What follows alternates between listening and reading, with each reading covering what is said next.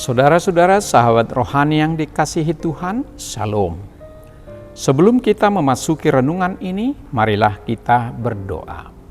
Kasih karunia dan damai sejahtera dari Allah Bapa kita dan dari Tuhan Yesus Kristus menyertai kamu. Amin. Firman Tuhan renungan bagi kita pada saat ini diambil dari kitab 1 Korin pasal 1 ayat 24. Demikian firman Tuhan. Tetapi untuk mereka yang dipanggil, baik orang Yahudi maupun orang bukan Yahudi, Kristus adalah kekuatan Allah dan hikmat Allah. Indah sekali firman ini. Tema yang kita ambil, Kristus adalah kekuatan dan hikmat Allah. Di dalam Kristus ada kepenuhan kuasa Allah, ada kehikmatan dari Allah. Oleh karena itu, Kristus adalah kekuatan dan hikmat Allah. Sahabat rohani yang dikasihi Tuhan Yesus Kristus, Abraham Lincoln menjadi presiden Amerika saat Perang Saudara Serikat meletus dan membelah Amerika pada tahun 1961. Beban bangsa terasa amat berat di pundaknya. Korban jiwa terus bertambah banyak. Persatuan terus goncang membebani pikiran Abraham Lincoln. Ia merasa sangat letih dan sering sendirian merenungkan.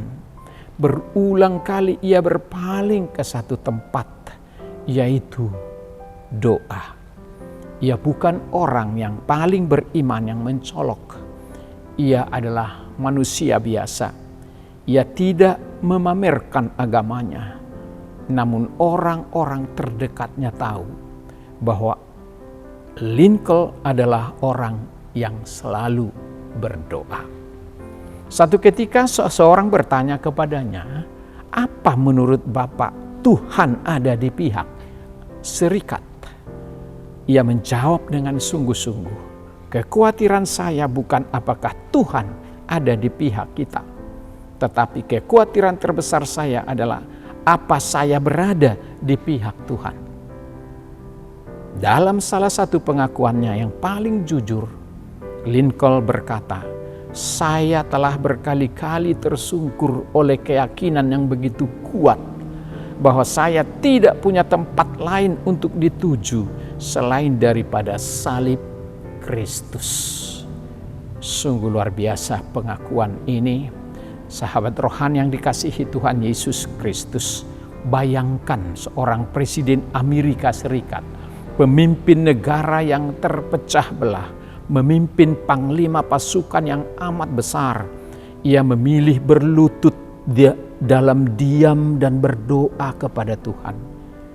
Ia mencari pertolongan, bukan menyandarkan kekuatannya pada para jenderalnya, pada para penasehatnya, pada alat-alat perangnya dan jumlah yang begitu besar. Tapi dia cari pertolongan kepada Tuhan. Sikap ini tidak hanya membentuk pribadi Lincoln menjadi seorang yang kuat, tetapi juga membentuk sebuah bangsa Amerika yang bertuhan yang kuat. Ia menyerukan hari-hari doa dan puasa nasional. Ia mengutip ayat-ayat Alkitab dalam banyak pidato-pidatonya. Ia memimpin bukan hanya dengan strategi, tetapi juga dengan kerendahan hati dan ajakan-ajakan berdoa serta permohonan kekuatan dan kuasa dari Tuhan. Dan mungkin itulah sebagian alasan mengapa Amerika bisa bertahan di saat-saat tergelap sekalipun, karena pemimpinnya adalah pemimpin yang hidup dalam doa. Sahabat rohani yang dikasihi Tuhan Yesus Kristus, nats kita 1 Korintus dituliskan Paulus kepada jemaat Korin ketika ia berada di Efesus sekitar tahun 55 Masehi untuk menanggapi perpecahan jemaat yang mengelompok berdasarkan pemimpin-pemimpin rohani mereka, masalah moralitas dan juga pertanyaan-pertanyaan doktrinial. Belum lagi di jemaat tersebut ada golongan Yahudi yang menganggap lebih memahami tentang salib. Tetapi salib adalah satu batu sandungan dan golongan Yunani menganggap salib sebagai kebodohan berdasarkan latar belakang dan sejarah salib. Paulus memiliki satu uraian argumentasi yang sangat indah dalam menjawab pertanyaan mereka tentang makna salib. Bahwa pemberitaan tentang salib adalah hikmat dan kekuatan Allah dalam menyelamatkan manusia. Bahkan bagi Paulus sendiri, hikmat dunia telah membuat manusia tidak mengenal Allah. Dalam nas kita dikatakan, tetapi untuk mereka yang dipanggil, baik orang Yahudi maupun orang bukan Yahudi, Kristus adalah kekuatan Allah dan hikmat Allah. Sebab yang bodoh dari Allah lebih besar hikmatnya daripada manusia, dan yang lemah dari Allah lebih kuat daripada manusia. Kristus adalah kekuatan dan hikmat Allah bagi siapapun yang percaya kepadanya, terlepas dari latar belakang kemanusiaannya. Sahabat rohani yang baik hati, pesan renungan ini bagi kita. Tuhan Yesus ini mengundang kita saat ini untuk datang kepadanya. Dia adalah Allah yang penuh kebaikan dan cinta kasih. Dia adalah kekuatan dan hikmat Allah. Karena pada akhirnya, sebagaimana Abraham Lincoln, kita tidak punya tempat lain untuk dituju selain daripada salib Kristus. Adakah kita sedang memikul beban berat di pundak kita masing-masing oleh berbagai masalah dan persoalan hidup? Adakah kita sedang letih dan lesu oleh banyaknya penderitaan, sakit penyakit, persoalan yang belum berakhir, dan pengharapan yang tidak kunjung terpenuhi hingga pada saat ini? Siapapun Anda dan saya, kita semua punya beban itu. Berat memang. Saat ini Yesus mengundang setiap kita untuk datang kepadanya, menyerahkan semuanya beban hidup kita. Dia tahu bagaimana perasaan kita. Dia rasakan apa yang sakit dalam diri kita. Dia ada di dalam diri kita untuk berbagi penderitaan dengan kita. Seperti orang Samaria yang baik hati. Ketika dia menemukan kita terluka di pinggir jalan, dia membalut luka-luka kita serta merawat kita agar kita sehat. Datanglah kepadanya, datang kepada salibnya untuk berlutut, dan di dalam kerendahan hati tumpahkan semua beban hidupmu. Ia akan memberikan kelegaan. Itu janji Tuhan kepada kita. Datanglah kepadaku, hai kamu yang berbeban berat dan letih lesu, aku akan memberi kelegaan. Ini panggilan Tuhan kepada kita.